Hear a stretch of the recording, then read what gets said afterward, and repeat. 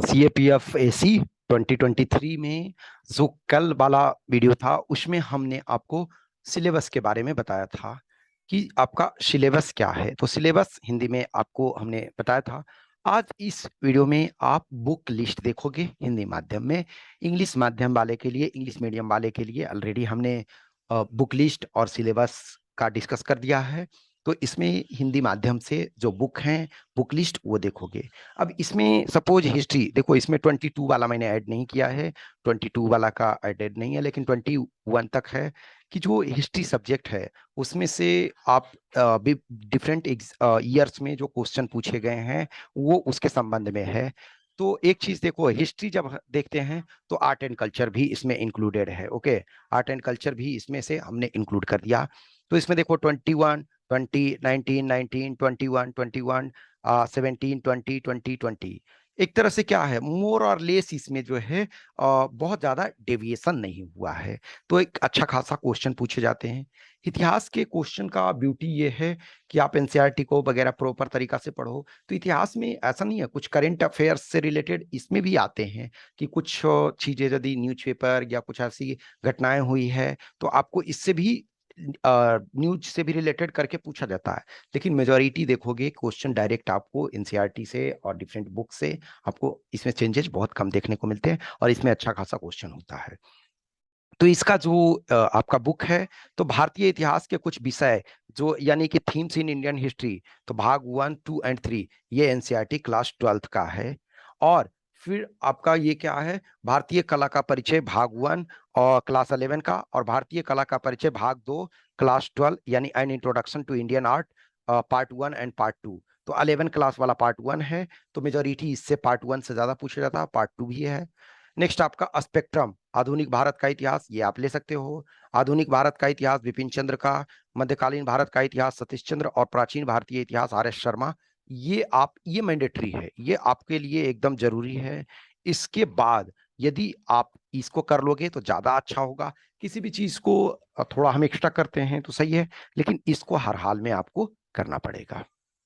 Next आपका राज्य व्यवस्था यानी कि पॉलिटी। तो पॉलिटी में जो क्वेश्चंस हैं, तो इसमें देखोगे कुछ ईयर में बहुत ज्यादा पूछे गए हैं। जैसे इसमें 2015 में बहुत ज्यादा 26 क्वेश्चन, तो 2012 से लेकर के 21 तक 10 ईयर्स का यदि आप देखते हो तो इसमें 17, 13, 20, 26, तो इसमें एक तरह से देखो इसमें 13 क्वेश्चन, इसमें आपका 26, तो बहुत ज्यादा डेविएशन है, लेकिन फिर भी अच्छा खासा क्वेश्चन है। डबल डिजिट में एवरी टाइम आपसे क्वेश्चन पूछा गया है। अब इसका क्या है, लक्ष्मीकांत की भारतीय राज्य व्यवस्था, ये तो आपका एकदम पक्का है, इसमें से कंप्रोमाइज नहीं कर सकते हो, ये आपको हर हाल में करना है। फिर आपका भारतीय संविधान सिद्धांत एवं व्यवहार, ये एनसीईआरटी का जो पॉलिटिकल थ्योरी है ये आपको पढ़ोगे। इसमें बहुत सारा पेपर 2 के लिए ये बहुत महत्वपूर्ण होगा। पेपर 2 में लिखने में आपको यह काफी हेल्प करेगा और इंटरव्यू वगैरह में भी चीजों के समझ डेवलप करने में बहुत महत्वपूर्ण होगा। फिर आपका जो है राजनीति सिद्धांत, ये भी आपका पेपर 2 में बहुत महत्वपूर्ण है। ये भी पेपर 2 में भी आपको हेल्प करेगा और पेपर 1 में भी, लेकिन ये पेपर 2 में बहुत ज्यादा हेल्प करेगा। नेक्स्ट, स्वतंत्रता प्राप्ति के बाद भारतीय राजनीति पेपर 2 में महत्वपूर्ण होगा। आप चाहो तो समकालीन वैश्विक राजनीति एनसीईआरटी, यदि आपकी रुचि, ये दोनों आप चाहो तो पढ़ो, नहीं चाहो तो नहीं पढ़ो, लेकिन इन तीनों को जरूर आप करो। ये तो एकदम अति महत्वपूर्ण है और इन दोनों को भी कर लो तो ज्यादा अच्छा है। नीचे वाला दो आपका इंटरेस्ट है तो करो, नहीं। नेक्स्ट आपका विज्ञान। विज्ञान में देखोगे कि इधर लायन शेयर आपका इधर पहले रिलेटिवली कम था। ये देखो इधर 3 सालों से, इधर कुछ 2-3 साल से क्या हो रहा है ना, कि एक तो जो मैथ्स वाले क्वेश्चन थे तो वो 20 आपके पूछे जा रहे थे, मैथ रीजनिंग वाले, उसमें कुछ क्वेश्चन इन्होंने कम कर दिया। साइंस में कुछ न्यूमेरिकल बढ़ा दिया, तो साइंस इधर लायन शेयर है, तो साइंस को आप इग्नोर नहीं कर सकते हो। बहुत ज्यादा क्वेश्चन पूछे जा रहे हैं। साइंस में क्या है, एनसीईआरटी आप चाहो तो क्लास 7 से लेकर के 10th तक, लेकिन यदि 7 8 नहीं करना चाहते हो तो 9th एंड 10th ये आपका जरूरी है। और क्लास 12th का जो जीव विज्ञान का जो चैप्टर नंबर 8 से 16 तक है, और लूसेंट का जीके का जो है, तो लूसेंट जो फुल जीके आता है उसमें विज्ञान वाला पोर्शन, या फिर लूसेंट का एक समान विज्ञान, तो या तो इसको कर सकते हो तो ठीक है, नहीं तो लूसेंट वाला जो जीके वाला में एक सेक्शन सिर्फ जो साइंस वाला है उसको कर सकते हो। भूगोल यदि देखें तो भूगोल में भी आपका जो ज्योग्राफी है उसमें भी अच्छा खासा क्वेश्चन 23, 22, 22, 20, 19। तो देखो इसमें से ये इसमें 2020 में लोएस्ट है, अदरवाइज देखोगे कि हाईएस्ट आपका 26 है 2017 में। तो इसमें भी अच्छा खासा लायन शेयर है। तो इसमें एनसीईआरटी का क्लास 6 से लेकर के क्लास 12 तक कर लो। देखो क्लास 6 से इन जनरल आप जिनका लगता है 6, 7, 8 हमको सीख है, तो आप 11th से स्टार्ट कर सकते हो। तो ये स्टैंडर्ड रूप से सब यहाँ से कर सकते हो, ये एक जनरलाइजेशन। अदरवाइज ये इसको नहीं करना चाहते हो पूरा, तो यहाँ से ये करो एनसीईआरटी क्लास 11th का भौतिक भूगोल के मूल सिद्धांत, भारत भौतिक पर्यावरण, क्लास 12th का मानव भूगोल के मूल सिद्धांत, और भारत लोग और अर्थव्यवस्था, और मैप एवं मेटलस। तो ये मैंडेटरी है। आप इसमें 6 से लेकर के 10 तक आप चाहो तो कर सकते हो, नहीं चाहो तो कोई दिक्कत नहीं।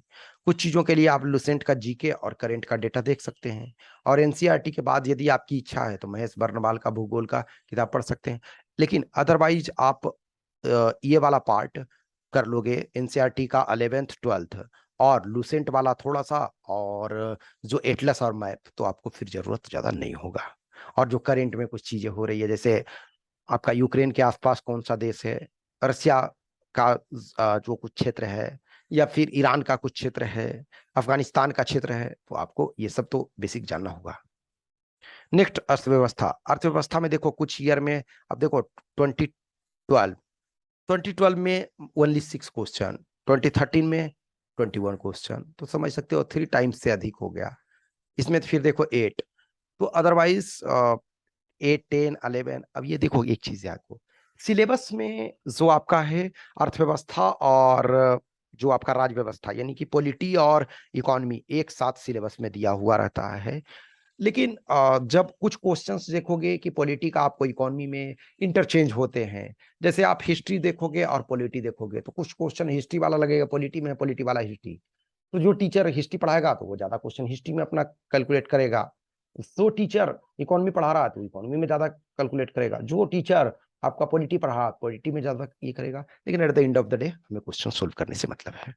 तो इसमें क्या है, एनसीईआरटी का क्लास 9th अर्थव्यवस्था अर्थशास्त्र, आर्थिक विकास की समझ क्लास 10 का, फिर आपका भारतीय अर्थव्यवस्था का विकास क्लास 11, क्लास 12th का व्यष्टि अर्थशास्त्र एक परिचय एवं समष्टि अर्थशास्त्र एक परिचय, लुसेंट जी के भारतीय अर्थव्यवस्था वाला भाग, और बजट आर्थिक सर्वेक्षण और सरकारी योजनाएं। ठीक है। अब नेक्स्ट आपका मैथ वाला जो रीजनिंग मैथ वाला, इसमें RS अग्रवाल का गणित और रीजनिंग बुक, और CAPFAC के पुराने वर्ष के प्रश्न, और सिविल सेवा परीक्षा के पेपर 2 के पुराने वर्ष के प्रश्न, ये आप कर लोगे। नेक्स्ट आपका पेपर 2 में क्या है, जो आपका रे एंड मार्टिन का high school English grammar and composition Yash Chand प्रकाशन का आता है। तो या तो ये ले लो, ये ज्यादा अच्छा है, या फिर British English grammar doctor Ashok Kumar student friends प्रकाशन, और न्यूज़पेपर का संपादकीय अनिवार्य है। रेगुलर रूप से हिंदी का, लेकिन सप्ताह में 2 दिन कम से कम अंग्रेजी का भी करो।